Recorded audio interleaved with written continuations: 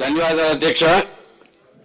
ఈరోజు civil supplies minister గురించి మాట్లాడుతుంటే మా తాజా మాజీ ఒక పనికిమాలిన వ్యక్తి దుర్మార్గం, అసలు ఆ గవర్నమెంటే దుర్మార్గులతో నిండిపోయింది అనుకుంటే దాంట్లో నెంబర్ 1గా ఉండాలని ప్రతిసారి ప్రయత్నం చేసుకుంటూ ట్రై చేసుకుంటూ వచ్చే వ్యక్తి మీకు అందరికీ తెలిసిన వ్యక్తి, పేరు కూడా తెలవాల్సిన అవసరం లేదు.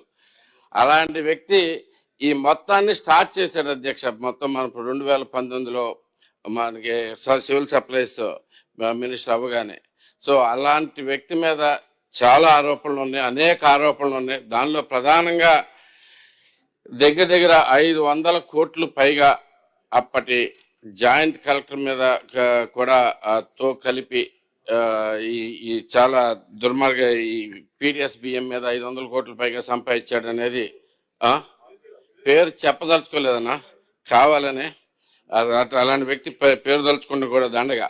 కాకపోతే సార్, కరోనా టైంలో సెంట్రల్ గవర్నమెంట్ 5 కేజీలు బియ్యము, రాష్ట్రంలో స్టేట్ గవర్నమెంట్ 5 కేజీలు బియ్యము సప్లై చేస్తానికి పూనుకుంటే ఒక్క గుడివాడలో చూసుకుంటే 40 గుడివాడ టౌన్ వరకే చూసుకుంటే 40,000 కార్డులు ఉన్నాయి అధ్యక్ష.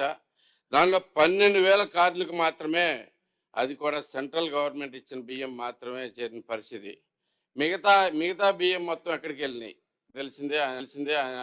సో ఫైనల్గా ఆ పాత మంత్రి మీద, మాజీ మీద మీ ఎంక్వైరీ వేసి దీన్ని ఈ మొత్తం బయటికి తీయాల్సిందిగా కోరుతా ఉన్నాం అధ్యక్ష.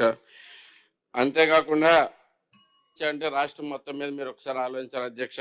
40,000లో 12,000 మాత్రమే చేరినాయి అంటే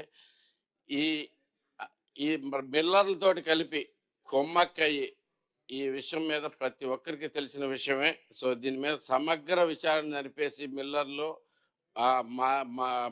మాజీ మంత్రి, మరి ఈ జేసీ కూడా కలిపి చేసిన అక్రమం అనేది ఒక్కసారి విచారణ చేసి జరిపించాల్సిందిగా కోరుతా ఉన్నాను మంత్రి గారు మీ ద్వారా. థ్యాంక్ యూ వెరీ మచ్ అధ్యక్ష.